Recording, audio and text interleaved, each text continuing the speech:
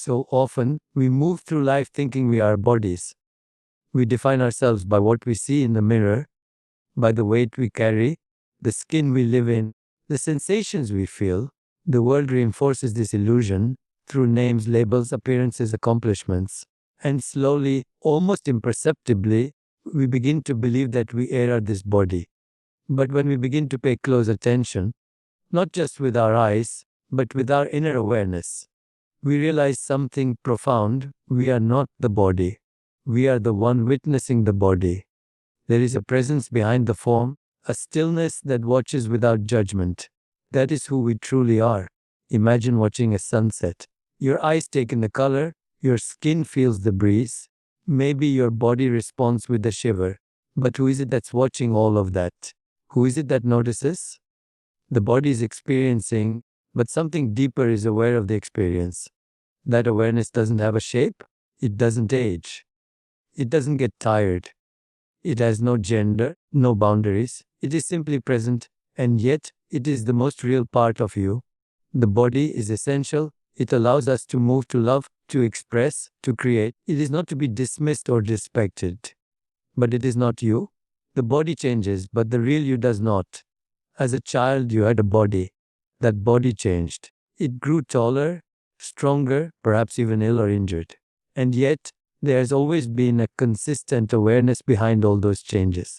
That constant presence is your true self. This presence is not just passive, it is intelligent, compassionate, and infinite. When we identify solely with the body, we enter a state of limitation. We begin to fear aging, resist change, cling to pleasure, and avoid pain.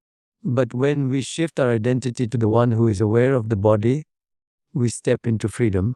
We are no longer bound by physical circumstances. We begin to live from a place of inner stillness, of truth. It is through presence that we make this shift. Not through thought, not through belief, but through direct experience. Right now, take a breath. Feel it enter your body. Observe the sensations. Now ask, who is noticing this breath? Who is silently watching? That watcher is not your body. It is the timeless, spacious awareness behind it. That awareness is not personal, not bound to your name or your story. It simply is. And the more we anchor into that presence, the less power the external world holds over us. We don't get lost in roles or appearances. We begin to feel a deeper sense of self, quiet, expansive, unshakable. We realize we are not here to chase an identity, but to remember who we've always been beneath the noise. That remembrance changes everything. Because once you know you are not the body, you are free to use the body as a sacred instrument, guided by the silent power within. There is a presence within you that has never been touched by fear, by time, by pain. It has watched every moment of your life unfold. From your earliest memories to this very breath. It's not something outside of you, and it's not a fantasy. It is the quiet center of your being, the timeless observer behind all your experiences. This is the avatar within, the eternal witness that has always been with you, yet often goes unnoticed because it does not shout, it does not demand. It simply you is. This inner presence is not a part of your imagination. It is more real than anything you can touch.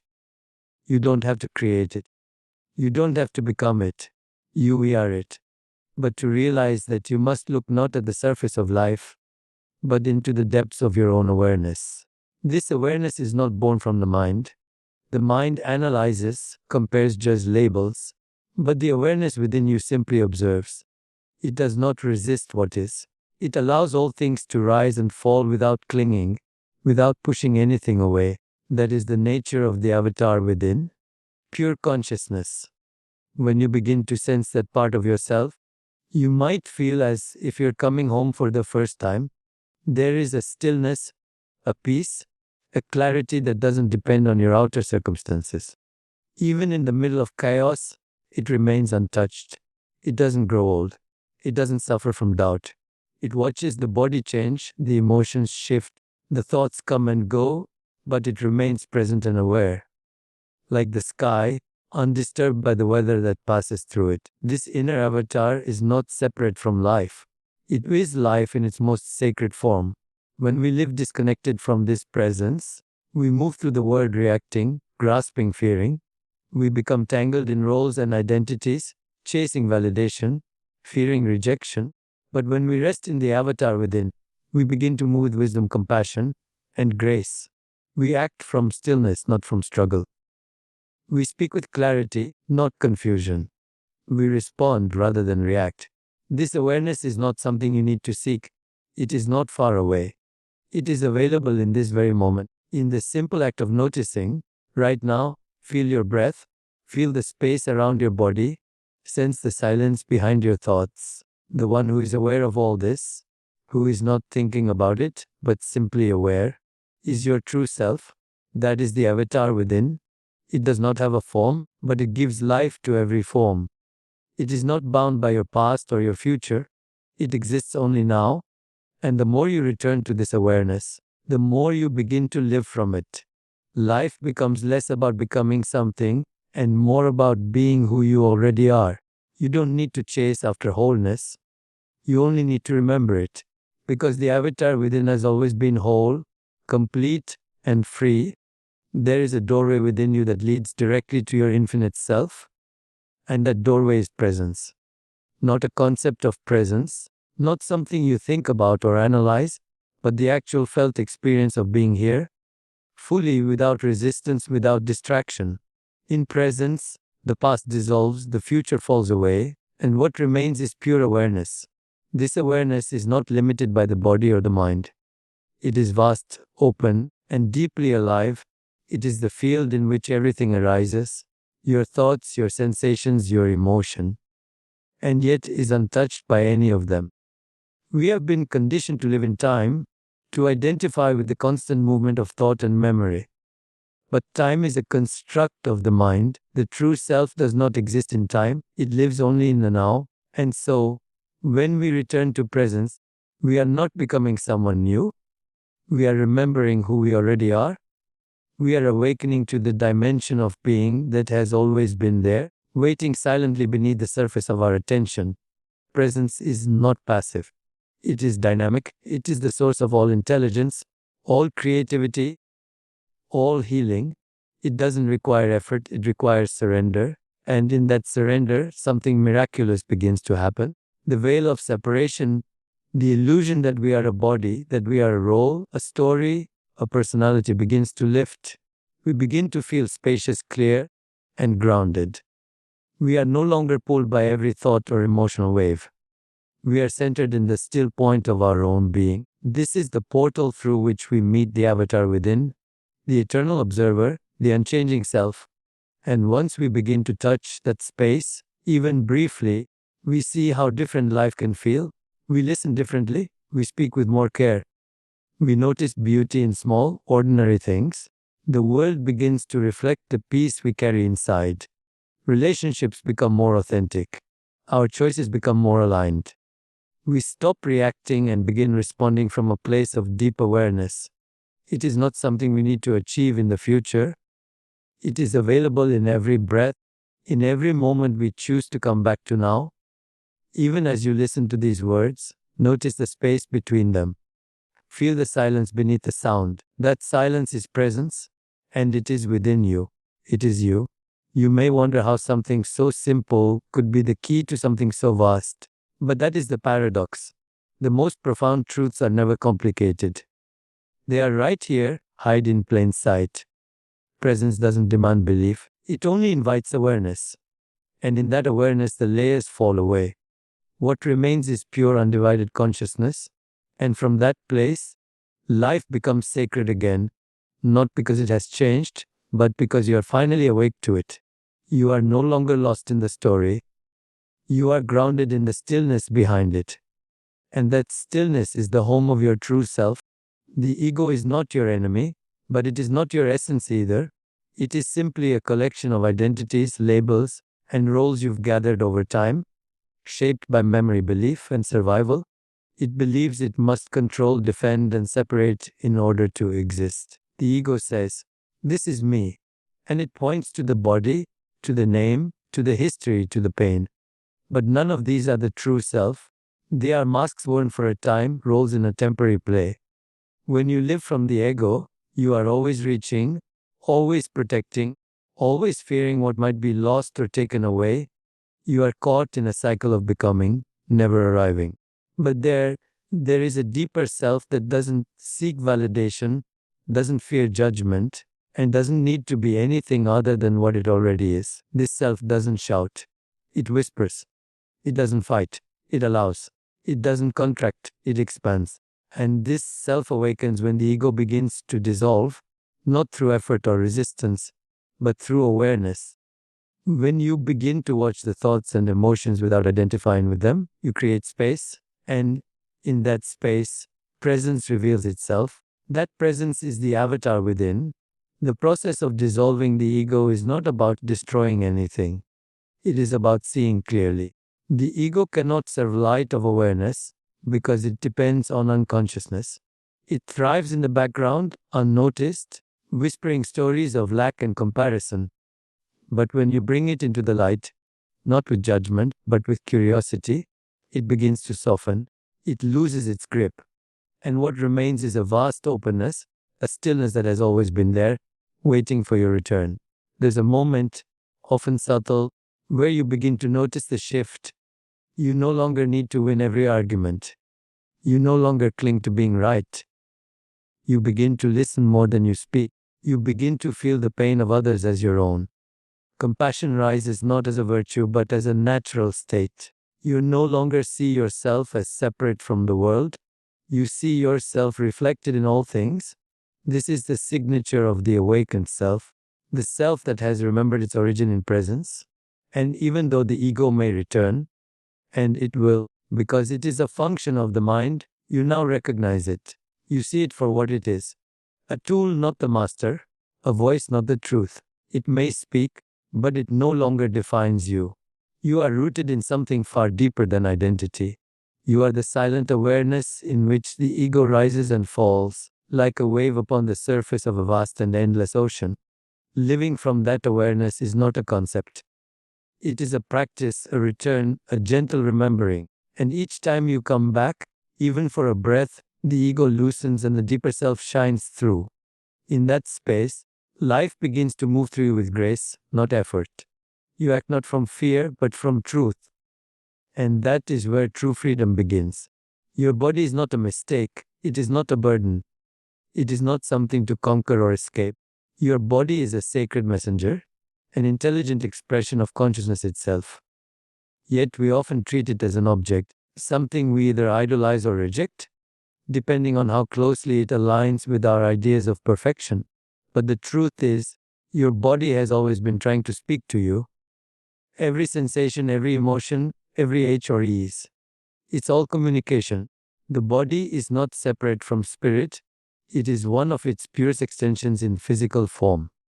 And when you begin to listen without judgment, without expectation, something profound begins to happen.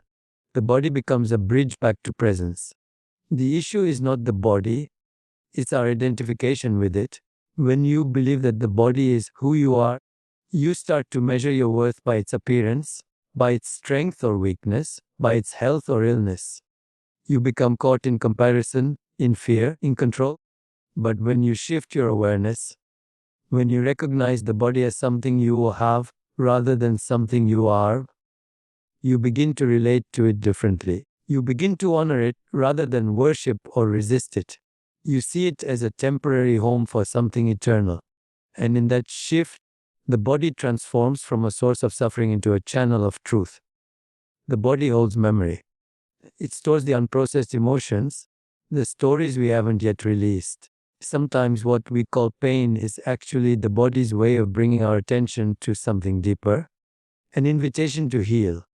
If you feel tension, pause and listen. What is the body trying to say? If there's fatigue, perhaps the body is asking you to rest, to realign. Every signal is an act of wisdom, but this wisdom can only be heard in presence. It requires silence, space, and a gentle willingness to feel without resistance. When you are present with the body, you begin to notice its sacred rhythm. The breath moves in and out without your control. The heart beats without instruction. Cells regenerate. Blood flows. There is a divine intelligence moving through every function. This is not mechanical. This is miraculous. And it's happening within you right now. The same intelligence that created stars and oceans is orchestrating every cell in your body. How can that not be sacred? But the body is not meant to be the master. It is a vessel through which the avatar within can express itself in the world. The more in tune you are with your inner awareness, the more harmoniously your body responds. You begin to eat not out of habit, but out of intuition. You rest when needed. You move when inspired. The body becomes lighter, more fluid, more aligned. Not because you control it, but because you've come into relationship with it from a place of awareness. So listen closely. The body will always speak, but only presence can hear. And in that sacred listening, you begin to live not just in the body, but through it. As the eternal presence shining from within, your body is not a mistake. It is not a burden. It is not something to conquer or escape. Your body is a sacred messenger, an intelligent expression of consciousness itself. Yet we often treat it as an object, something we either idolize or reject, depending on how closely it aligns with our ideas of perfection. But the truth is, your body has always been trying to speak to you. Every sensation, every emotion, every H or ease. It's all communication. The body is not separate from spirit. It is one of its purest extensions in physical form. And when you begin to listen without judgment, without expectation, something profound begins to happen. The body becomes a bridge back to presence. The issue is not the body, it's our identification with it.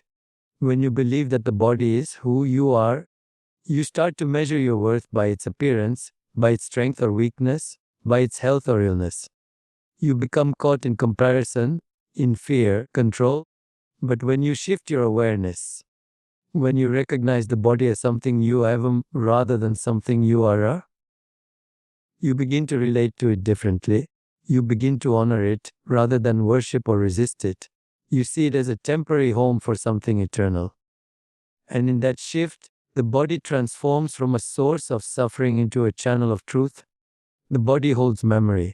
It stores the unprocessed emotions, the stories we haven't yet released. Sometimes what we call pain is actually the body's way of bringing our attention to something deeper, an invitation to heal. If you feel tension, pause and listen. What is the body trying to say? If there's fatigue, perhaps the body is asking you to rest, to realign. Every signal is an act of wisdom, but this wisdom can only be heard in presence.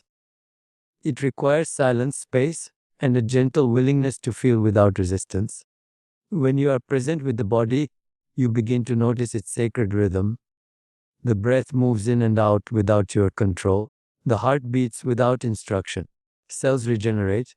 Blood flows. There is a divine intelligence moving through every function. This is not mechanical. This is miraculous. And it's happening within you right now. The same intelligence that created stars and oceans is orchestrating every cell in your body. How can that not be sacred? But the body is not meant to be the master. It is a vessel through which the avatar within can express itself in the world. The more in tune you are with your inner awareness, the more harmoniously your body responds. You begin to eat not of habit, but out of intuition. You rest when needed. You move when inspired. The body becomes lighter, more fluid, more aligned. Not because you control it, but because you've come into relationship with it from a place of awareness. So listen closely. The body will always speak, but only presence can hear. And in that sacred listening, you begin to live not just in the body, but through it. As the eternal presence shining from within, presence is not meant to stay confined to quiet moments of meditation or the stillness found on a cushion. It's not something we visit occasionally and then leave behind when we step back into the world. Presence is meant to be lived, woven into the fabric of our daily experience, expressed through how we walk, speak, listen, and love. When we live as the avatar within, life is no longer a series of disconnected events.